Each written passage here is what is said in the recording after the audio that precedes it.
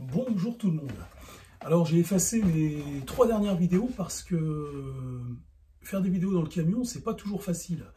Et le souci c'est que je commence à avoir de plus en plus d'abonnés. Alors dans ces abonnés il y a des espions, hein, des gens qui sont là pour, non pas parce qu'ils apprécient le contenu de ma chaîne, mais parce que, vous savez, en réalité la France est déjà occupée. Hein. La France est déjà occupée par une force islamique. Et alors l'islam, hein, ça regroupe plusieurs populations qui viennent de plusieurs horizons. Hein, et donc du coup, ils sont tous unis sous une seule et même bannière, qui est l'islam. Et nos politiciens n'ont toujours pas compris. C'est grave, hein, c'est très très grave. Hein. Enfin, ou alors ils feignent de pas le comprendre en fait. Hein. Je pense qu'ils font plutôt semblant de ne pas le comprendre. La réalité, elle est là. Hein. C'est que la France est une république bananière. Des Français de souche ont vendu la France pour de l'argent, hein, en touchant de l'argent certainement par le Qatar, comme je vous l'avais déjà dit dans de nombreuses vidéos, hein, par la Turquie, par l'Algérie, mais par d'autres pays musulmans aussi. Hein. C'est pas. Alors, on parle beaucoup des frères musulmans ces derniers temps, mais il n'y a pas que les frères musulmans. Bien sûr qu'ils sont dans la. Bien sûr qu'ils sont dans la hype islamique, cela, mais bien sûr, évidemment, mais il n'y a pas que, il y a aussi des dirigeants dans des pays islamiques, des pays musulmans, parce qu'aujourd'hui, on essaie de nous dissocier l'islam du monde musulman, mais c'est la même chose, c'est la même chose, qu'est-ce que c'est que ces conneries, là? On n'a pas le droit de... Si vous dites islam, vous n'êtes pas passible du coup de la loi, par contre, si vous dites musulman, là, vous pouvez être attaqué, mais dans quel monde on vit, quoi? Ben, c'est bien des musulmans, les adeptes de l'islam, non? Enfin bref, et donc, on dit d'ailleurs les frères musulmans, on ne dit pas les frères islamiques, on dit les frères musulmans, donc c'est vrai, c'est bien des musulmans qui sont derrière tout ça, enfin ça n'a ni queue ni tête, quoi.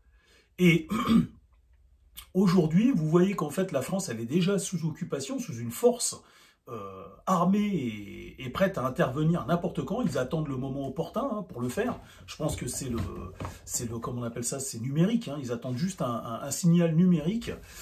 Enfin, quand j'appelle un signal, c'est-à-dire ce qui va donner le go, c'est quand ils seront assez nombreux pour pouvoir. Parce que comprenez bien qu'en réalité, l'Europe se remplit de musulmans, d'islamistes, d'adeptes de l'islam.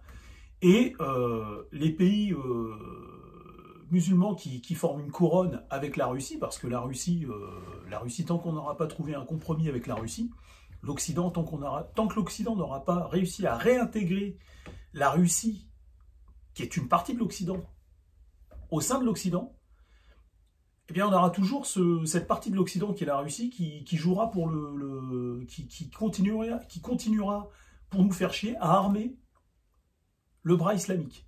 Et donc, on a cette couronne, en fait, islamique qui nous entoure, qui part de la Mauritanie, mais en vérité, qui a aussi phagocyté l'Afrique noire, et puis qui s'étend jusqu'aux Philippines.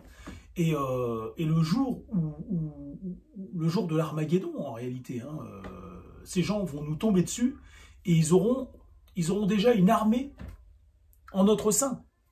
En France, on nous dit qu'il y a 8% de musulmans. Mais mon cul, mais c'est n'importe quoi d'entendre des trucs. Partout où je marche, il y en a, moi.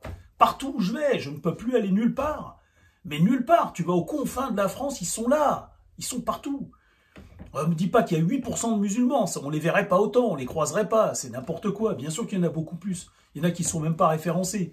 Il y en a qui n'ont même pas été enregistrés. Bien sûr qu'il y en a plein qui se promènent, qui peuvent commettre tout ce qu'ils veulent. Ils ne sont même pas enregistrés. C'est des fantômes.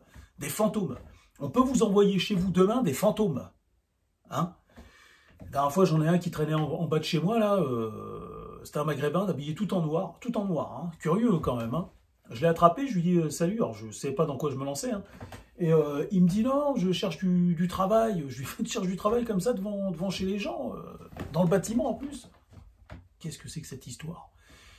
Bref, il est parti. Je ne sais pas qui j'avais en face de moi. C'était peut-être un militaire maghrébin. Je vous l'ai déjà dit, il y a des militaires ici qui forment qui forment des gens et qui leur apportent, c'est eux qui leur apportent du liquide et puis comment on appelle ça pour lancer les affaires et puis de la drogue quoi. De la drogue. Et pour venir Il y a tellement à dire, c'est tellement vaste comme domaine aujourd'hui, c'est que les politiciens, là, c'est une république bananière, la France. Ces gens ont trahi la France il y a une cinquantaine d'années, depuis une cinquantaine d'années, depuis 71, hein, ils se font rincer, quoi. Ils prennent des mallettes de pognon et tout, puis des appartements. Il faudra faire une enquête là-dessus pour savoir quel politicien français qui est plus actif aujourd'hui a des appartements du côté du Maghreb et tout, et de quelle façon il les a obtenus.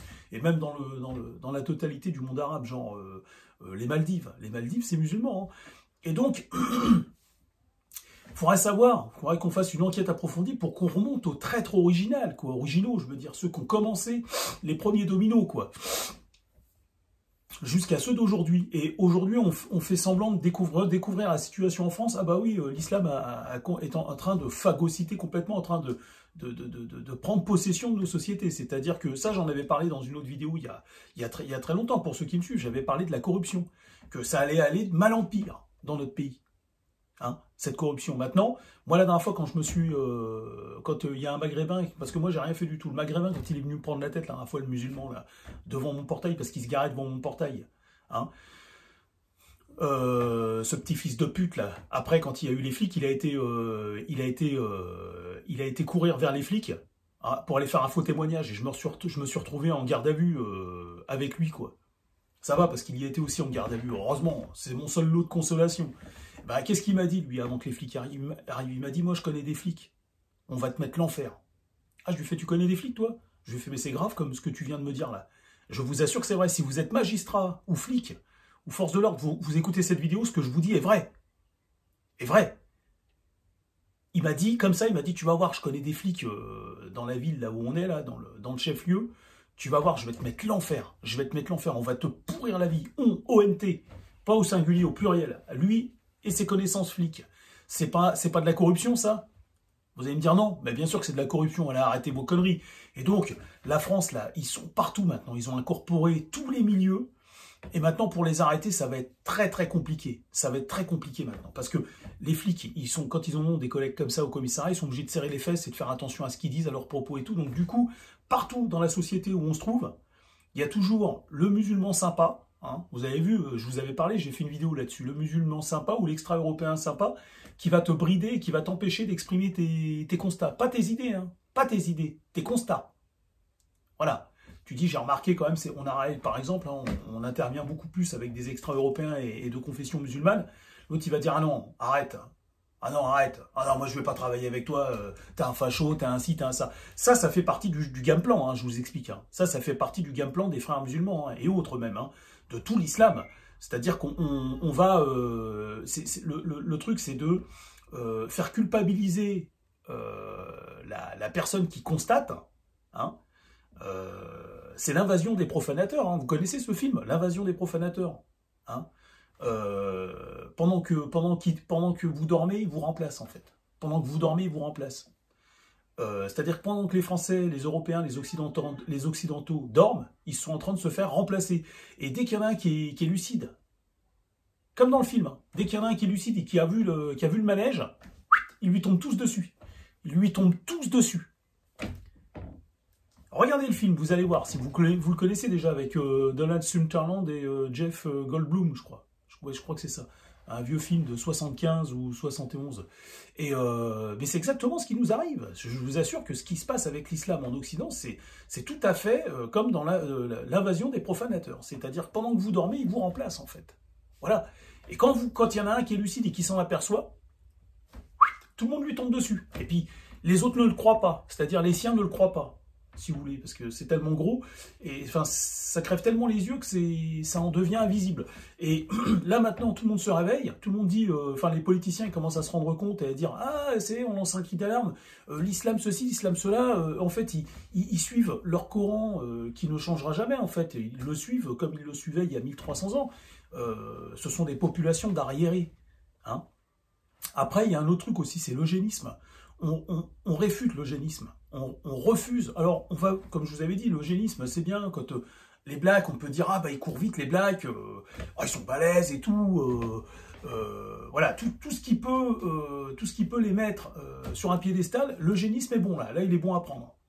Ah, par contre, l'eugénisme, quand c'est dire, ah ouais tiens, mais les blancs quand même, vous avez remarqué que d'un point de vue cérébral, et cognitif. Tiens, la dernière fois, il y a un troll qui me parlait de cognitif, d'un point de vue cognitif et cérébral et tout, on voit que quand même, c'est eux qui donnent les meilleurs résultats hein, par rapport à tout ce qui est imagination, tout ce qui est novateur, c'est eux, quoi. Hein, c'est eux, hein, excusez-moi, c'est les blancs. Hein. Et là, par contre, t'as plus le droit de le dire. Ah, t'as le droit de dire que voilà, quand c'est des qualités, si vous voulez, pour attribuer des qualités ou reconnaître des qualités aux extra-européens, t'as le droit de faire appel à l'eugénisme. Mais par contre, quand c'est pour reconnaître les qualités de blancs, non, non, là c'est les nazis, là, tu vois, là c'est les nazis. Ça n'a ni queue ni tête. Et à un moment donné, il y a tellement à dire, je vais refaire une vidéo juste après celle-là, c'était un peu ma vidéo d'intro par rapport à ça. Je vais refaire mes vidéos, quelqu'un m'a fait la réflexion, gentil, hein, la réflexion, m'a fait gentiment la réflexion, il me dit ouais, t'as effacé tes vidéos, c'est dommage parce que je trouvais qu'elles étaient bien. Le problème, comme je dis, j'ai de plus en plus d'abonnés, donc maintenant, si vous voulez, si je commence à faire n'importe quoi, ça va desservir la cause. Ça va desservir la cause, vous êtes d'accord ou pas?